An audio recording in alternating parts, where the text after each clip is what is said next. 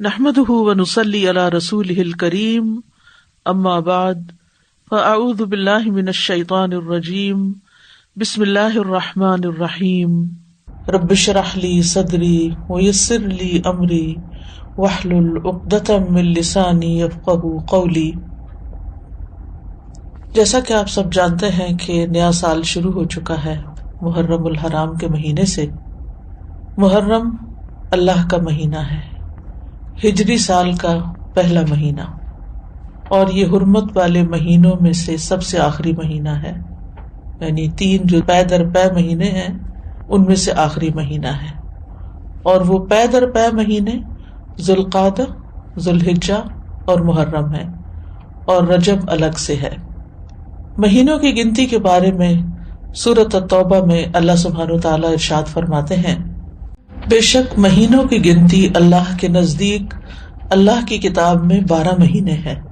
جس دن اس نے آسمان اور زمین کو پیدا کیا، یعنی اس دن سے اللہ نے 12 مہینے بنائے۔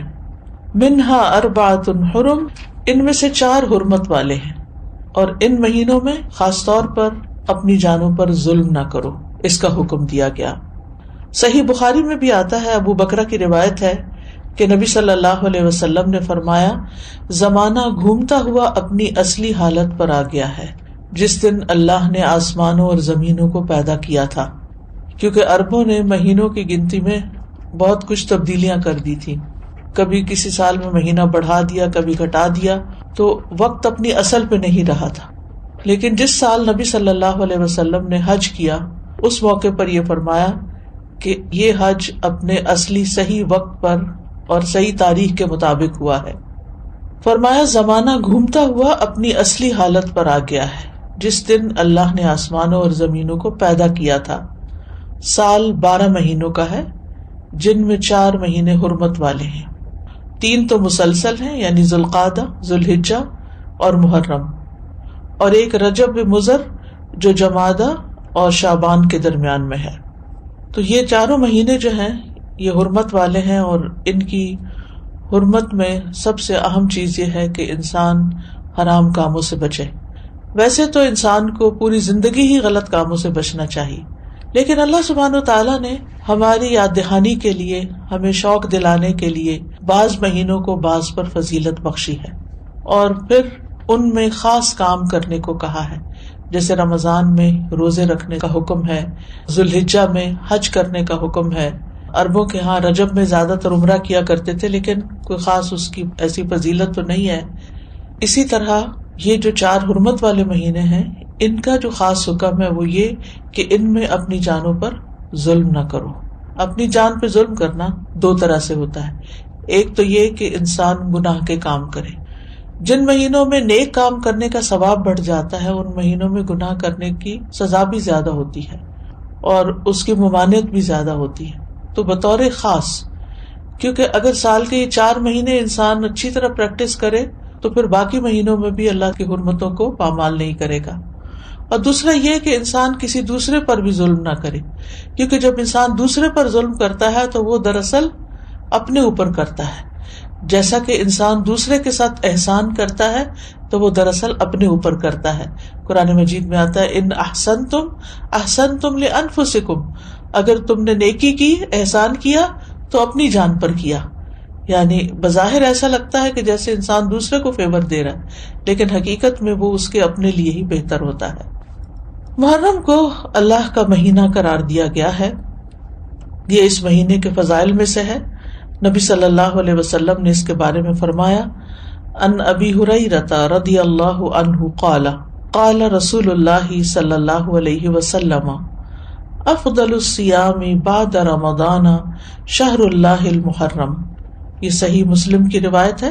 ابو ہریرہ رضی اللہ عنہ کہتے ہیں کہ رسول اللہ صلی اللہ علیہ وسلم نے فرمایا، رمضان کے بعد سب سے افضل روزے اللہ کے مہینے محرم کے ہیں، یعنی اس مہینے میں خاص طور پر روزے رکھنے کا اہتمام کرنا چاہیے، یعنی یہ اس کی خاص عبادت ہے۔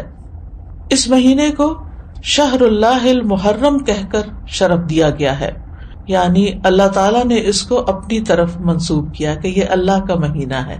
اس سے اس مہینے کے شرف اور فضیلت پر دلیل ملتی ہے۔ اللہ سبحانہ وتعالیٰ اپنی خاص خاص مخلوقات کو اپنی طرف منسوب کرتا ہے، جیسے اللہ سبحانہ وتعالیٰ نے محمد صلی اللہ علیہ وسلم کو، ابراہیم علیہ السلام کو، اسحاق علیہ السلام کو، یعقوب علیہ السلام کو اور دیگر انبیاء کو اپنی عبودیت کی طرف منسوب کیا ہے کہ اللہ کے بندے ہیں، ان کو اپنا بندہ قرار دیا ہے۔ اسی طرح خانہ کعبہ کو اللہ تعالیٰ نے بیت اللہ کہا ہے، اللہ کا گھر۔ اسی طرح قوم سمود کی اونٹنی کو اللہ تعالیٰ نے ناقۃ اللہ کہا، اللہ کی اونٹنی۔ تو جس چیز کو اللہ تعالیٰ اپنی طرف منسوب کرے وہ اس کی خاص عزت اور تشریف کی وجہ سے ہوتا ہے، یعنی اس کی خاص امپورٹنس کی وجہ سے ہوتا ہے۔ اگرچہ حرمت والے مہینے 4 ہیں، لیکن ان چاروں میں سے پھر افضل جو ہے وہ محرم ہے۔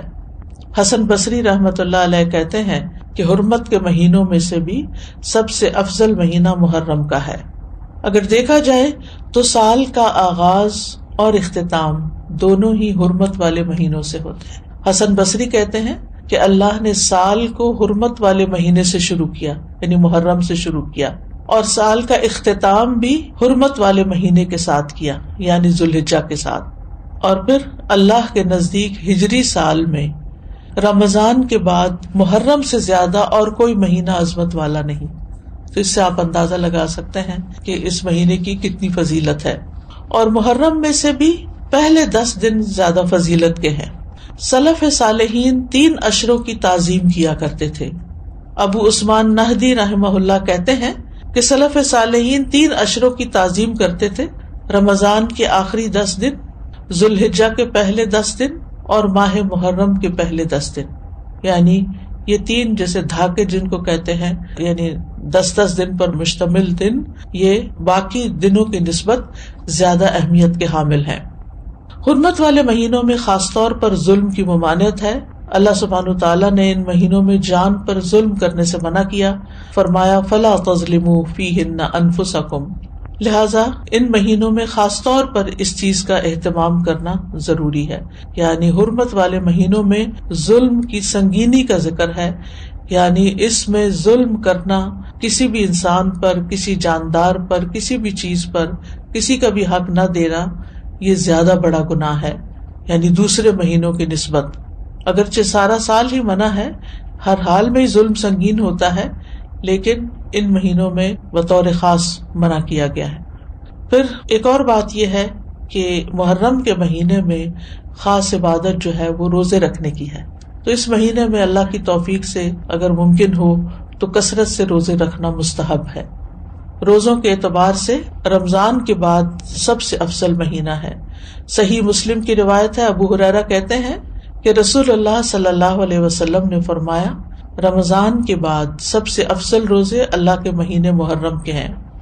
ابن رجب کہتے ہیں کہ یہ حدیث اس معنی میں واضح اور صریح ہے کہ رمضان کے بعد نفلی روزوں میں افضل ترین روزے اللہ کے مہینے محرم کے روزے ہیں، اور یہ سب نفلی روزے ہیں۔ فرض روزوں سے پہلے محرم میں روزے رکھے جاتے تھے، پھر جب فرض روزے رمضان میں ہو گئے تو پھر محرم کے روزے جو ہیں وہ نفلی ہو گئے۔ نبی صلی اللہ علیہ وسلم صرف شعبان میں کثرت سے روزے رکھتے تھے۔ عائشہ رضی اللہ تعالی عنہا روایت کرتی ہیں کہ نبی صلی اللہ علیہ وسلم شعبان کے مہینے سے زیادہ کسی اور مہینے میں نفلی روزے نہیں رکھتے تھے۔ مطلب آپ نے محرم کا سارا مہینہ روزے نہیں رکھے یا شعبان سے زیادہ نہیں رکھے۔ اسی طرح صحیح بخاری کی روایت ہے، ابن عباس کہتے ہیں نبی صلی اللہ علیہ وسلم نے رمضان کے سوا کبھی پورا 1 مہینہ روزے نہیں رکھے۔ تو اگرچہ اس مہینے کے روزے افضل ہیں، لیکن پورا مہینہ رکھنے کی ضرورت نہیں ہے۔ آپ روزے رکھتے حتیٰ کہ کہنے والا کہتا واللہ آپ کبھی افطار نہیں کریں گے، یعنی مسلسل رکھتے چلے جاتے تھے، اور افطار کرتے یعنی چھوڑ دیتے روزے رکھنا حتیٰ کہ کہنے والا کہتا اللہ کی قسم آپ کبھی روزے نہیں رکھیں گے۔ تو اس میں آپ کا جو پیٹرن تھا تسلسل کے ساتھ روزے رکھنے کا، وہ ہمیشہ کے لیے نہیں ہوتا تھا۔ اور یہ کیوں نہیں کیا آپ نے؟ اس لیے نہیں کہ آپ کے اندر طاقت نہیں تھی، اس لیے کہ امت کے لیے مشکل نہ ہو، کیونکہ امت میں بہت سارے لوگ ایسے ہوتے ہیں جو نبی صلی اللہ علیہ وسلم کی ہر بات کو کاپی کرنا چاہتے ہیں، ہر سنت کی پیروی کرنا چاہتے ہیں، تو پھر یہ چیز مشکل ہو جاتی۔ جمہور علماء کے نزدیک عاشورہ محرم کا 10واں دن ہے، اور اس دن روزہ رکھنا جو ہے وہ مستحب ہے، اور عاشورہ ایک اسلامی نام ہے، جاہلیت میں یہ نام معلوم نہیں تھا، کوئی اسے جانتا نہ تھا، یعنی اس وقت 10 محرم کو عاشورہ نہیں کہتے تھے. تو عاشورہ کا روزہ جو ہے یہ مستحب ہے اور اس کی بہت فضیلت ہے. صحیح مسلم میں آتا ہے رسول اللہ صلی اللہ علیہ وسلم نے فرمایا، اور یوم عاشورہ کا روزہ میں امید رکھتا ہوں کہ پچھلے سال کے گناہوں کا کفارہ بن جائے گا، پچھلے سال کے گناہوں کا کفارہ بن جائے گا. ان یکفر السنۃ التی قبلہ. اب یہ گناہوں میں سے کیا مراد ہے؟ اس کے بارے میں آتا ہے کہ عاشورہ کا روزہ تمام صغیرہ گناہوں کا کفارہ بنتا ہے اور کبیرہ گناہوں میں کمی کا باعث بنتا ہے، یعنی اس میں تخفیف ہوتی. کبیرہ گناہوں کا کفارہ نہیں بنتا.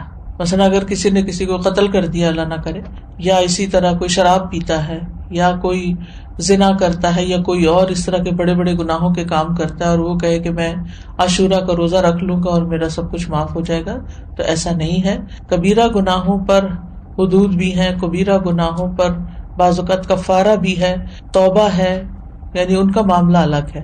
لیکن چھوٹے چھوٹے گناہ جو انسان سے ہو جاتے ہیں، کوتاہیاں ہو جاتی ہیں، غفلتیں ہو جاتی ہیں، تو ان کا کفارہ جو ہے وہ 10 محرم کے روزے سے ہوتا ہے، 1 سال کا. اور اگر کسی کے اعمال نامے میں صغیرہ گناہ نہ ہو، خوش قسمت ہو، تو پھر اس کے اعمال نامے میں اس روزے کے بدلے نیکیاں لکھ لی جاتی ہیں اور اس کے درجات بلند کر دیے جاتے ہیں. اور پھر اگر کسی کا کوئی ایک آدھ کبیرہ گناہ ہو، جیسے والدین کو ستانا ہے یا کوئی اور اس طرح کے کام ہے، یا غیبت کر لی کسی نے، کسی پہ الزام لگا دیا ناسمجھی میں، کچھ ہوتے ہیں جان بوجھ کے کرنا، کچھ ہوتے ہیں کہ ایسی منہ سے بات نکل جاتی، یعنی آپ کا ارادہ نہیں تھا کہ کسی کی آپ برائی کریں، لیکن کسی نے آپ کے سامنے کسی کی شکایت کی تو آپ نے بھی کوئی ساتھ جملہ بول دیا. کئی دفعہ ایسے ہوتا ہے نا کہ ہاں وہ تو ہے ہی ایسا، آپ نے تائید کر دی. تو اب بہرحال آپ نے کسی کی برائی تو کری تھی، تو ہو سکتا ہے کہ کسی کے اعمال نامے میں بہت زیادہ ایسی چیزیں نہ ہوں، خال کبھی کبھار کی ہوئی ہوں، تو پھر امید کی جا سکتی ہے کہ اس کے لیے ان گناہوں سے بھی کفارے کا باعث بنے گا. پھر اہل و عیال اور اپنے ماتحت لوگوں کو بھی اس دن روزہ رکھوانا چاہیے، یعنی صرف آپ خود ہی نہ رکھ لیں، اپنے بچوں کو بھی کہیں، گھر میں بھی بتائیں، رشتہ داروں کو بتائیں، اوروں کو بھی قائل کریں. یعنی انسان کو چاہیے کہ اپنے اہل و عیال اور جن لوگوں کی ذمہ داری اس پہ عائد ہوتی ہے ان کے بارے میں اس روزے کے حوالے سے خاص خیال رکھیں. سحری کے لیے ان کو جگائیں، ان کو سحری بنا کے دیں، ان کو روزہ رکھنے پر مدد کریں، تو ان کا بھی ثواب آپ کو مل جائے گا. ربیہ بنت معوذ رضی اللہ عنہما سے روایت ہے، وہ کہتی ہیں کہ نبی صلی اللہ علیہ وسلم نے عاشورہ کے دن صبح کے وقت انصار کی بستیوں میں یہ پیغام بھیجا کہ جس نے آج روزہ نہ رکھا ہو وہ باقی دن کچھ نہ کھائے، اور جس نے روزہ رکھا ہو وہ روزے سے رہے. یعنی جس نے تو صبح سے کچھ نہیں کھایا وہ اب کچھ نہ کھائے، اور جس نے اگر کچھ کھا بھی لیا باقی دن کا روزہ رکھ لے. یعنی اتنی تاکید ہے. ربیہ کہتی ہیں کہ اس حکم کے بعد ہم عاشورہ کا روزہ رکھتی تھیں اور اپنے بچوں کو بھی رکھواتی، نیز انہیں بہلانے کے لیے ہم روئی کے کھلونے بنا دیتی. جب ان میں سے کوئی کھانے کے لیے روتا تو ہم اسے وہ کھلونا دے دیتی، یہاں تک کہ افطار کا وقت آ جاتا، یعنی بہلا پسلا کے بچوں کو بھی روزہ رکھوا دیتی. تو اس سے اندازہ کریں کہ اس روزے کی کتنی اہمیت ہے. پھر اسی طرح اہل کتاب بھی یہ روزہ رکھا کرتے تھے، یعنی جو مدینہ میں یہودی تھے وہ بھی یہ روزہ رکھتے تھے.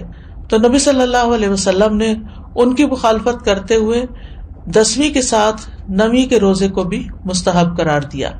صحیح مسلم میں ہے، عبداللہ بن عباس کہتے ہیں کہ جب رسول اللہ صلی اللہ علیہ وسلم نے یوم عاشورہ کا روزہ رکھا اور اس دن روزہ رکھنے کا حکم دیا تو صحابہ نے عرض کی، اللہ کے رسول، یہی دن ہے جس کی یہود و نصارہ تعظیم کرتے ہیں، یعنی ان کے نزدیک بھی یہ دن بڑا امپورٹنٹ ہے.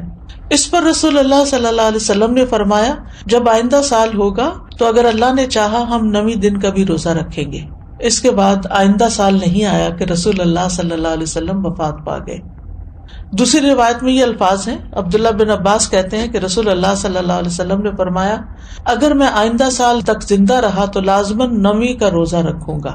ابو بکر کی روایت میں ہے، ابن عباس نے کہا آپ کی مراد عاشورہ کے دن سے تھی، یعنی 10ویں کی بجائے 9ویں کا رکھوں گا، یہ بھی مراد لی گئی. لیکن بہتر یہی ہے کہ وہ 10ویں، کیونکہ اس پر آپ کا قول ہے کہ وہ پورے سال کے گناہوں کا کفارہ ہے، اور اس کے ساتھ 9ویں کا روزہ رکھ لیا جائے تاکہ 2 دن ہو جائیں. اور جو 9 محرم کا روزہ نہ رکھ سکے تو وہ 10ویں کے ساتھ 11ویں کا روزہ رکھ لے. اور اسی طرح چاند کی تاریخ میں غلطی کا اندیشہ ہو تو 3 دن روزہ رکھ لیں، 9، 10، 11 کو رکھ لیں. تو اس بات میں کوئی رکاوٹ نہیں کہ 10ویں تاریخ کے بارے میں احتیاط برتی جائے. بعض اوقات اختلاف مطالعے کی وجہ سے لوگ کنفیوژن کا شکار ہوتے ہیں، آپس میں جھگڑتے ہیں، آج 9ویں ہے یا آج 10ویں ہے، آج کیا ہے کیا نہیں. تو ایسی صورت میں اگر انسان ایک دن پہلے کا روزہ بھی رکھ لے تو کوئی حرج نہیں. بعض علماء کے نزدیک عاشورہ کے روزے کے 3 مراتب ہیں. پہلا 3 دن روزے رکھنا، مرتبہ کا مطلب یہ کہ بلند درجہ ہے، 9ویں، 10ویں اور 11ویں کا روزہ رکھنا.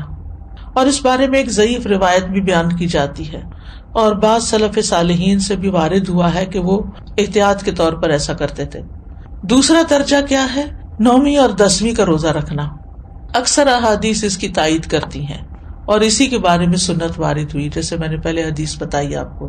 اور تیسرا ہے صرف 10ویں کا روزہ رکھنا، اور ایسا کرنا جائز ہے، مکروہ نہیں ہے.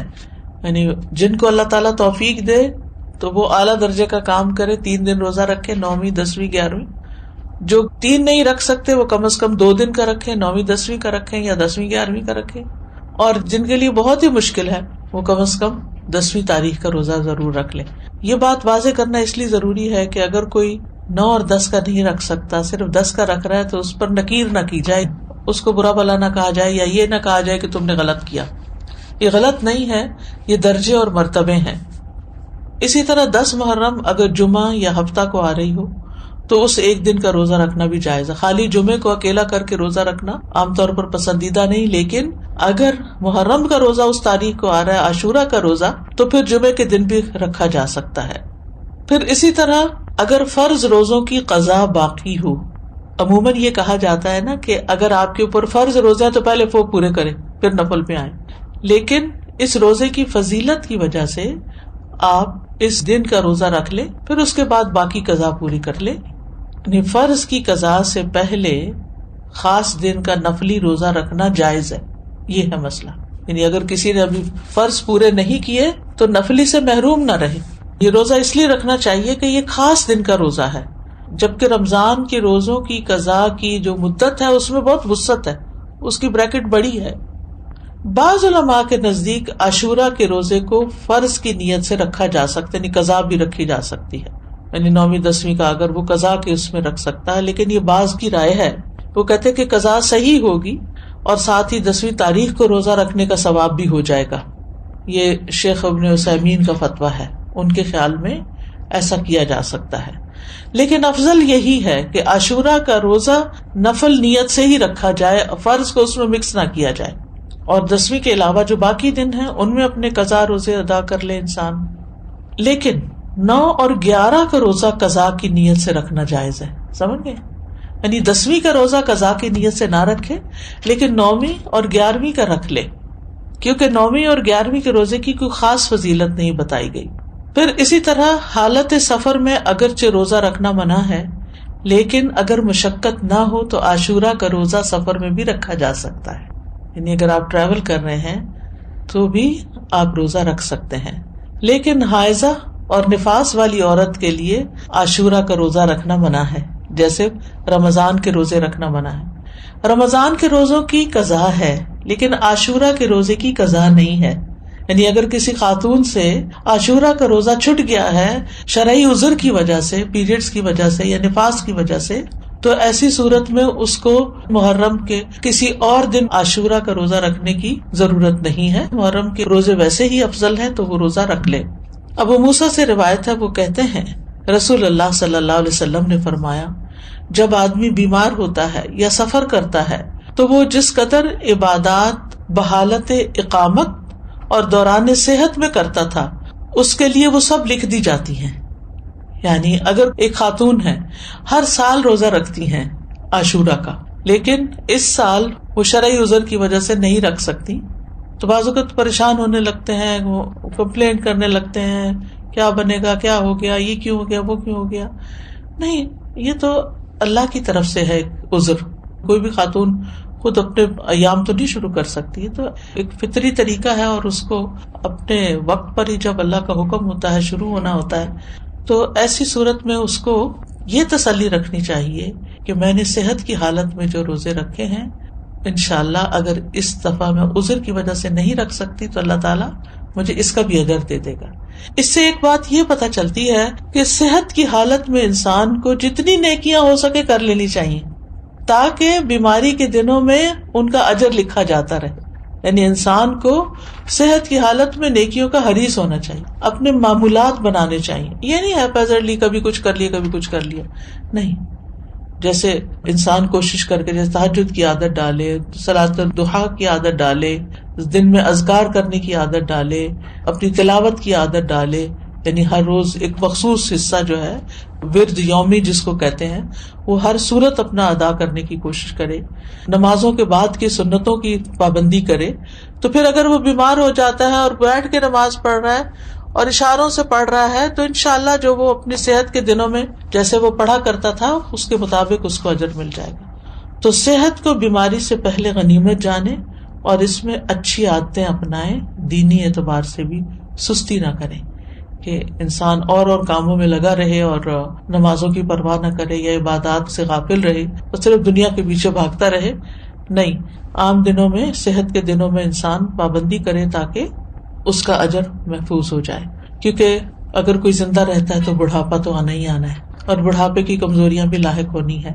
یہ الگ بات ہے کہ کچھ لوگوں کو اللہ سبحانہ وتعالیٰ ایسی توفیق دیتا ہے کہ وہ بڑھاپے میں بھی اپنی عبادت جاری رکھتے ہیں, بلکہ وہ جوانی سے بھی زیادہ اس میں عبادت کرتے ہیں کہ اب فرصت ہو گئی, فراغت ہو گئی, اور یہ اللہ ہی کی توفیق سے ہوتا ہے. تو عام دنوں میں جو کی جانے والی عبادت ہے اس کو انسان شوق سے کرے, تو پابندی کے ساتھ کرے, چھوٹی چھوٹی باتوں پر ان چیزوں کو چھوڑ نہ دے. عاشورہ کا روزہ پہلے فرض تھا, بعد میں اس کی فرضیت منسوخ ہو گئی تھی, مستحب ہو گیا تھا. حضرت عائشہ کہتی ہیں کہ رمضان کے روزے فرض کیے جانے سے پہلے رسول اللہ صلی اللہ علیہ وسلم عاشورہ کے روزے کا حکم دیا کرتے تھے. اس کے بعد جب رمضان کا مہینہ فرض کر دیا گیا تو جو چاہتا عاشورہ کے دن روزہ رکھ لیتا اور جو چاہتا نہ رکھتا. نبی صلی اللہ علیہ وسلم نے اس دن کو روزہ رکھنے کو پسند کیا, اسی لیے اس کو مستحب کہا جاتا ہے, پسندیدہ کہا جاتا ہے. معاویہ بن ابی سفیان کہتے ہیں میں نے رسول اللہ صلی اللہ علیہ وسلم سے اس دن کے بارے میں سنا, آپ فرما رہے تھے یہ عاشورہ کا دن ہے, اللہ نے تم پر اس کا روزہ فرض نہیں کیا, میں روزے سے ہوں, تم میں سے جو اس کا روزہ رکھنا پسند کرے وہ روزہ رکھے اور جو روزہ نہ رکھنا چاہے وہ نہ رکھے. یعنی نفلی روزہ ہے, اس لیے اگر کوئی نہیں رکھنا چاہتا تو میں اس کو پابند نہیں کرتا. تو فرض فرض ہے اور نفل نفل ہے, لیکن آپ جانتے ہیں کہ نوافل کے ادا کرنے سے بھی انسان اللہ کی محبت پاتا ہے. پھر ایک اور روایت کے مطابق آپ نے اس دن روزہ رکھنے کے بارے میں لوگوں کو اختیار دیا تھا. صحیح مسلم میں ہے, عبداللہ ابن عمر رضی اللہ عنہ سے روایت ہے کہ اہل جاہلیت عاشورہ کے دن کا روزہ رکھتے تھے اور رسول اللہ صلی اللہ علیہ وسلم اور مسلمانوں نے بھی رمضان کی فرضیت سے پہلے اس کا روزہ رکھا. اس کے بعد رمضان فرض کر دیا گیا تو رسول اللہ صلی اللہ علیہ وسلم نے فرمایا عاشورہ بھی اللہ کے دنوں میں سے ایک دن ہے, جو چاہے اس کا روزہ رکھ لے اور جو چاہے چھوڑ دے. لیکن یہ یاد رکھیے کہ عرفہ کا روزہ عاشورہ کے روزے سے افضل ہے. ابھی پچھلے مہینے جو عرفہ کا روزہ رکھا گیا تھا 9 تاریخ کا روزہ, وہ 2 سال کے گناہوں کا کفارہ ہے, جبکہ محرم کا روزہ جو ہے وہ 1 سال کے گناہوں کا کفارہ ہے. اس کی حکمت کے بارے میں کہا جاتا ہے کہ 10ویں محرم کا روزہ موسیٰ علیہ السلام کی طرف منسوب ہے اور عرفہ کا روزہ نبی صلی اللہ علیہ وسلم کی طرف منسوب ہے. جیسا کہ آپ جانتے ہیں کہ موسیٰ علیہ السلام کو اللہ تعالیٰ نے اس دن فرعون سے نجات دی تھی جب وہ سمندر پار کر آئے تھے بنی اسرائیل کے ساتھ, تو اس کے لیے شکرانے کے طور پر بنی اسرائیل اس کا روزہ رکھا کرتے تھے.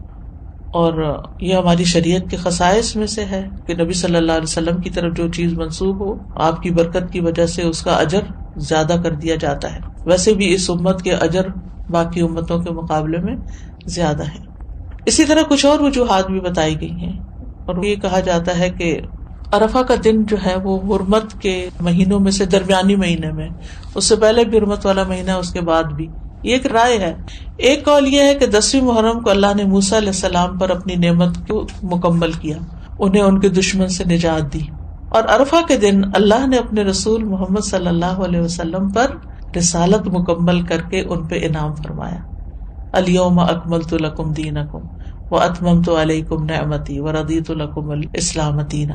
اور دین میں حاصل ہونے والی مکمل نعمت جسم میں حاصل ہونے والی مکمل نعمت سے زیادہ افضل ہے. یعنی بنی اسرائیل کو نعمت ملی تھی جسمانی آزادی کی، جو فرعون نے ان کو غلام بنا رکھا تھا، اور محمد صلی اللہ علیہ وسلم کی امت کو کامل دین ملا اس دن. تو دین جو ہے وہ جسم سے افضل ہے. دینی نعمتیں، روحانی نعمتیں جسمانی نعمتوں سے افضل ہوتی ہیں، لیکن ہم عام طور پر جسمانی نعمتوں کے حصول کے لیے زیادہ کوشش بھی کرتے ہیں اور زیادہ ایکسپرٹیز حاصل کرتے ہیں.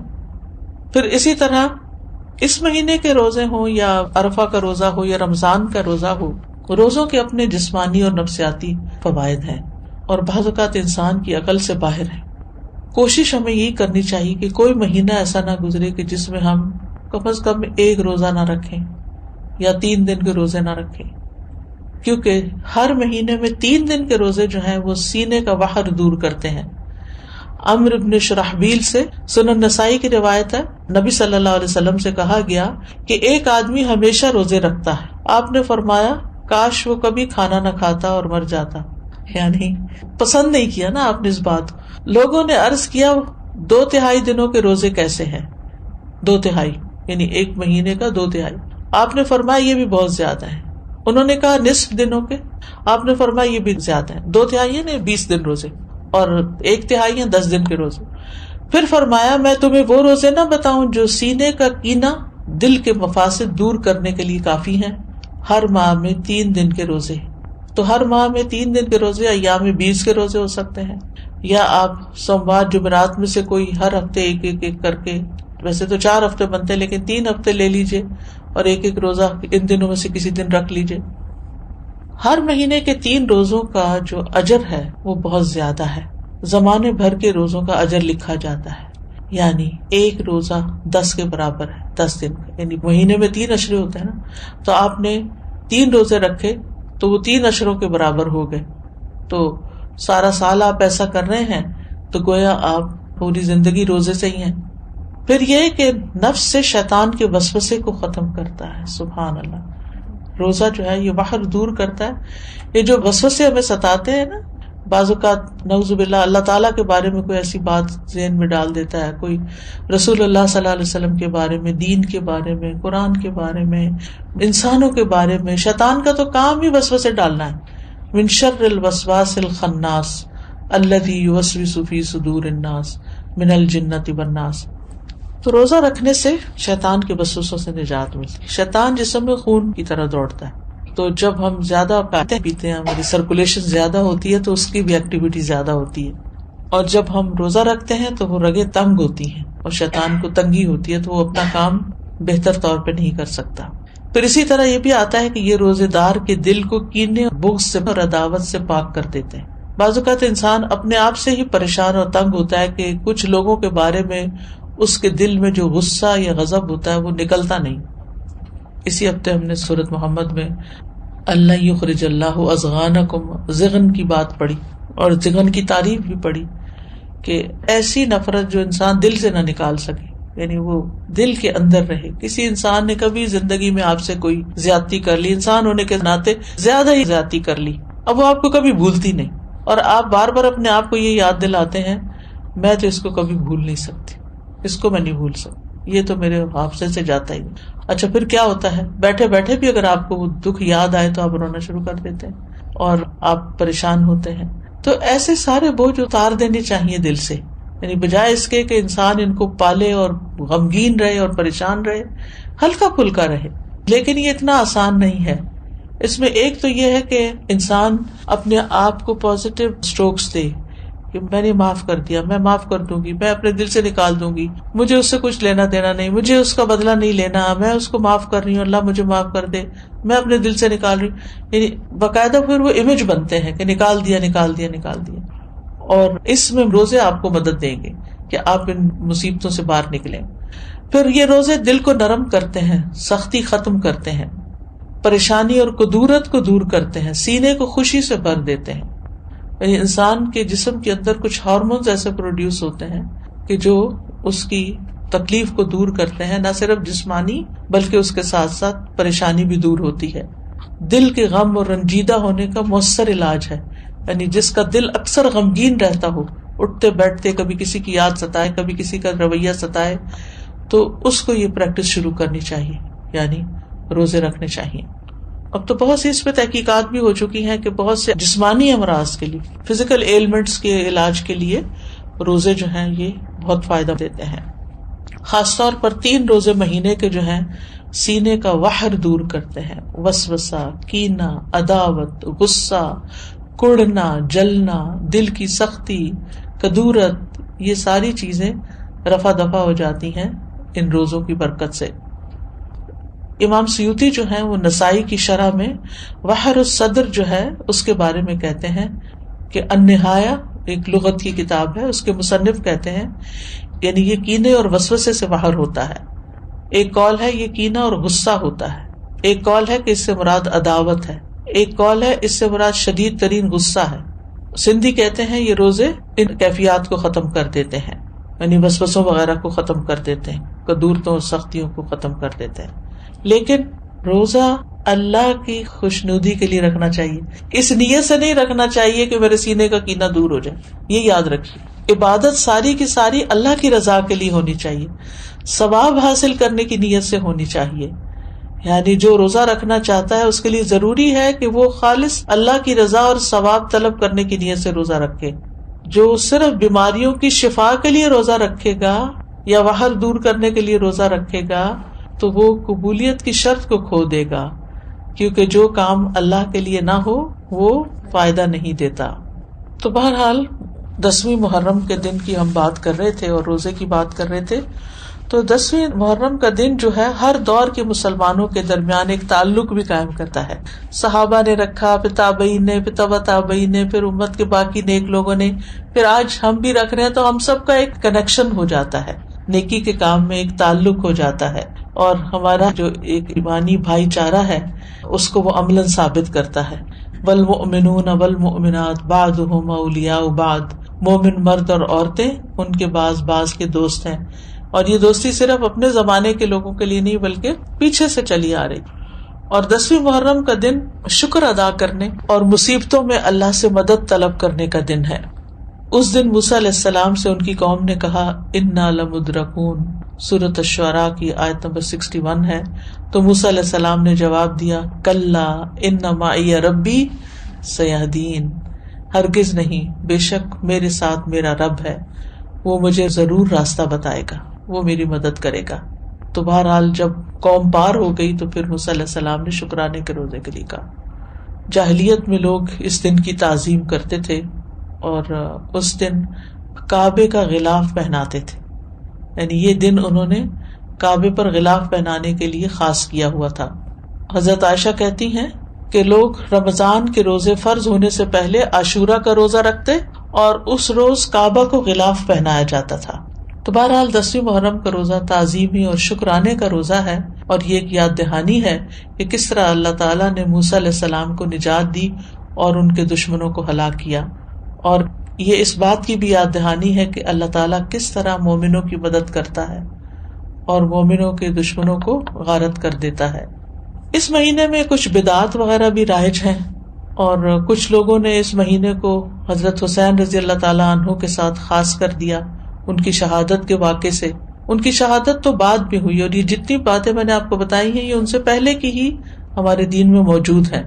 تو ہمیں یہ دیکھنا چاہیے کہ شہادت جو ہے وہ حضرت عمر کی بھی ہوئی ہے، حضرت عثمان کی بھی ہوئی ہے، حضرت علی کی بھی ہوئی ہے، حضرت حسین رضی اللہ عنہ کی بھی ہوئی ہے، ان کے گھر والوں کی بھی ہوئی ہے، اور بھی امت میں بہت سے لوگوں کی ہوئی. جنگ بدر میں کچھ لوگ شہید ہوئے، جنگ احد میں بہت سے لوگ شہید ہوئے. تو شہادت تو ایک بہت اعلیٰ درجے کا مقام ہے، اور جو اللہ تعالیٰ کے پاس شہید ہو کر پہنچتے ہیں یستبشرون بنعمت من اللہ، وہ اللہ کی نعمتیں جو ان کو وہاں ملتی ہیں ان پر خوش ہوتے ہیں. تو اس لیے ہمیں ان کے لیے دعا کرنی چاہیے، لیکن دین میں ایسے کام نہیں کرنے چاہیے جو نبی صلی اللہ علیہ وسلم نے نہیں کیے، بلکہ ان سے منع بھی کیا. آپ صلی اللہ علیہ وسلم نے فرمایا وہ شخص ہم میں سے نہیں جو اپنے رخسار پیٹے، کپڑے پھاڑے اور جاہلیت کی باتوں کی طرح باتیں کرے. مومن مصیبت کے وقت صبر کرتا ہے، اجر کی نیت رکھتا ہے، تقدیر پہ راضی رہتا ہے. تو اس دن کو نہ ہی جشن کا دن بنانا چاہیے اور نہ ہی غم کا دن بنا لینا چاہیے، بلکہ وہ کرنا چاہیے جس کی ہمیں قرآن و سنت سے تعلیم ملتی ہے. بس دعا ہے کہ اللہ تعالی ہمیں روزے رکھنے کی توفیق عطا فرما دے، کیونکہ واقعی یہ ایک بڑا جہاد ہے نفس سے، اور خاص طور پر جب انسان بیمار ہو جاتا ہے تو اس صورت میں اور بھی مشکل ہو جاتا ہے، اور جو عمر بڑھتی جاتی، لیکن اگر عادت پڑ جائے تو پھر انسان کے لیے آسان ہو جاتا ہے. وآخر دعوانا ان الحمد للہ رب العالمین. سبحانک اللہم وبحمدک، اشہد ان لا الہ الا انت، استغفرک واتوب الیک. السلام علیکم ورحمۃ اللہ وبرکاتہ.